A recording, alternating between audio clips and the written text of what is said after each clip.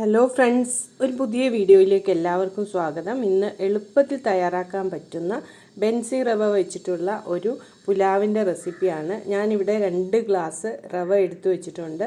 ഈ റവ എന്ന് പറയുന്നത് തവിടൊക്കെ ഉള്ളതാണ്. ഇത് ഡയബറ്റിക് പേഷ്യൻസിനൊക്കെ നല്ലതാണ്.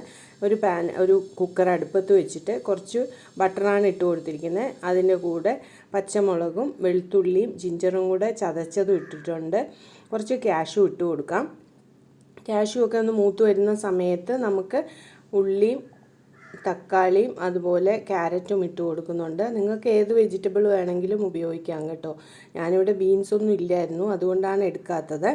നല്ല ടേസ്റ്റി ആയിട്ടുള്ള ഒരു പുലാവാണ്. അധികം വെള്ളമൊന്നും ഒഴിക്കാതെ തന്നെ നമുക്ക് കുക്കറിൽ തന്നെ കുഴയാതെ നന്നായിട്ട് എടുക്കാൻ പറ്റും.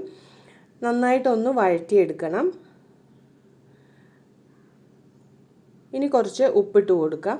1 സ്പൂൺ അളവിൽ ഞാൻ ഉപ്പിട്ട് കൊടുക്കുന്നുണ്ട്. നമുക്ക് പച്ചക്കറിക്ക് ആവശ്യമായ ഉപ്പും അതുപോലെ തന്നെ ഗോതമ്പിന് ആവശ്യമായ ഉപ്പും കൂടെ ചേർത്ത് തന്നെയാണ് ഇടുന്നത്. ഇനി ഞാൻ കുറച്ച് പനീർ കഷ്ണങ്ങളും കൂടെ ഇട്ട് കൊടുത്തിട്ടുണ്ട്. അതാണ് ഞാൻ പറഞ്ഞത്, നിങ്ങൾക്ക് ഏതൊക്കെ വെജിറ്റബിൾ വേണോ അതൊക്കെ ഇടാം. പനീർ ഇഷ്ടമാണെങ്കിൽ അതിടാം, മഷ്റൂം ഇഷ്ടമാണെങ്കിൽ അതിടാം, അതുപോലെ തന്നെ സോയ ഇഷ്ടമാണെങ്കിൽ അതിടാം. നല്ല ടേസ്റ്റിയാണ് കേട്ടോ. എന്നിട്ട് ഞാൻ കഴുകി വെച്ചിരിക്കുന്ന ഈ റവയും കൂടെ ഇട്ട് കൊടുക്കുന്നുണ്ട്. റവ കുറച്ച് ബെൻസി റവ എന്ന് പറഞ്ഞാൽ കുറച്ച് വലിയ ഗോതമ്പരി തന്നെയാണ്. അധികം ഒന്നും വെന്തു പോവില്ല കുക്കറിൽ വെച്ചാലും. അങ്ങനെ ഒരു ഡൗട്ട് ഉണ്ടാവും എല്ലാവർക്കും. കഴുകിയ റവയും കൂടി ഇട്ട് കൊടുത്ത് ഒന്ന് വഴറ്റിയെടുക്കണം.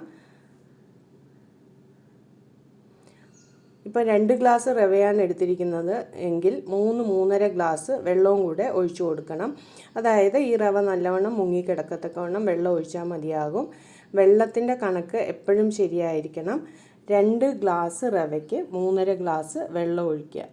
അത് മാത്രം ഓർത്തിരുന്നാൽ മതി. അങ്ങനെ വെള്ളം ഒഴിച്ച് കുക്കർ നന്നായിട്ട് ഇളക്കി കുക്കർ അടച്ചു വെച്ചിട്ട് നമുക്ക് ഇത് വേവിച്ചെടുക്കാം.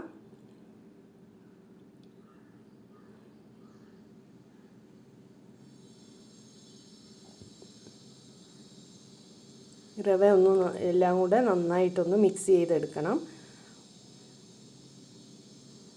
മിക്സ് ചെയ്തിട്ട് നമുക്ക് കുക്കർ അടച്ചു വെച്ചിട്ട് ഒരു 2 വിസിൽ വരത്തക്കവണ്ണം ഇത് വേവിച്ചെടുക്കണം. അങ്ങനെ വെന്തതിന് ശേഷം ഞാൻ കുക്കർ തുറന്നു നോക്കിയിട്ടുണ്ടായിരുന്നു. കുഴഞ്ഞു പോയിട്ടൊന്നുമില്ല. നല്ല സോഫ്റ്റായിട്ടുള്ള റവ പുലാവ് ഇവിടെ റെഡി ആയിട്ടുണ്ട്.